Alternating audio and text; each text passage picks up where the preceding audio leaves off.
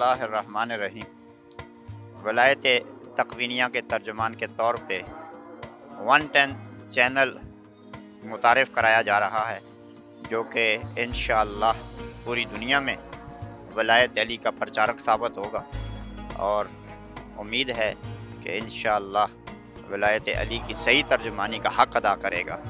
और तमाम मोमिनीन से, तमाम वलायत अली के मानने वालों से हमारी इस्तदा है कि 110 को सब्सक्राइब करें और भरपूर अंदाज से इसको सपोर्ट करें, इसका इबलाग भी करें, ताकि सही मानों में इसको साबित भी किया जा सके कि इंशाअल्लाह वलायत तकवीनिया के बारे में सही मानों में तर्जुमानी का अगर हक़ अदा किया जा सकता है तो 110 के ज़रिए से किया जा सकता है।